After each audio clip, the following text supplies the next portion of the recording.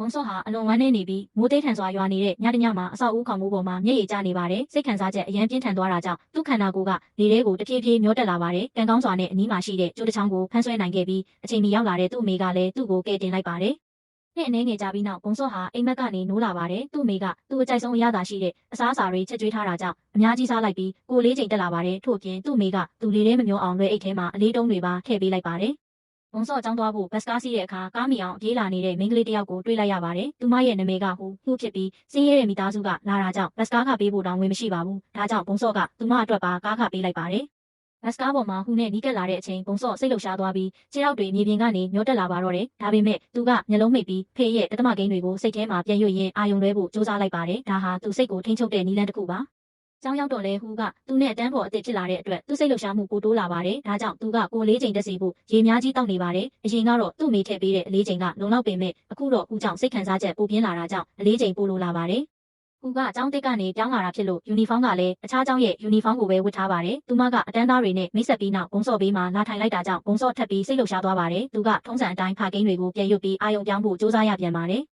နောက်ပိုင်းမှာအတန်းပိုင်ဆရာချွိုင်းမချွေကဟူကိုအားကစားဘာသာရပ်ယူဖို့အကြံပေးပါတယ်။ဘာကြောင့်လဲဆိုတော့သူမရဲ့ကိုလက်ကျန်ခိုင်မှုကကောင်းပြီးအားကစားပိုင်းမှာထူးချွန်နိုင်လို့ပါ။ဆရာကအတန်းကောင်းဆောင်ကန်ဟွန်ကန်ခန်ကိုဟူကိုကျောင်းအားကစားရုံလိုက်ပြပေးဖို့ပြောလိုက်ပါတယ်။ကန်ဟွန်ကဟူကိုအားကစားရုံမှာလေ့ကျင့်ခိုင်းပြီးဆရာစီပြန်သွားကဟူကိုအခြားကျောင်းသားတွေလိုတာမန်ဘာသာရပ်တွေသင်ခွင့်ပေးဖို့တောင်းဆိုပါတယ်။ဒါပေမဲ့ဆရာချွိုင်းကဟူအတွက်ဘာကအကောင်းဆုံးလဲဆိုတာငါသိတယ်လို့ပြောပါတယ်။ဟူရဲ့အဖေကအရန်စီးရဲပြီးယူနီဖောင်းအစ်စ်တောင်မဝယ်ပေးနိုင်တဲ့အတွက်အခြားဘာသာရပ်တွေရဲ့ကုန်ကျစရိတ်ကိုမတက်နိုင်ဘူးလို့ဆိုပါတယ်။ဒါကြောင့်အားကစားမှာထူးချွန်ပြီး scholarship နဲ့တက္ကသိုလ်တက်နိုင်ဖို့မျှော်လင့်ထားတာဖြစ်ပါတယ်။နောက်တစ်နေ့မိုးတဲထန်စွာရွာနေချိန်ဘုံစော့ကဘတ်စကားပေါ်ကနေအပြင်ကိုကြည့်ရင်မိုးကဝစ်ပြီးကျောင်းကိုအပြေးသွားနေတဲ့ဟူကိုတွေ့လိုက်ပါတယ်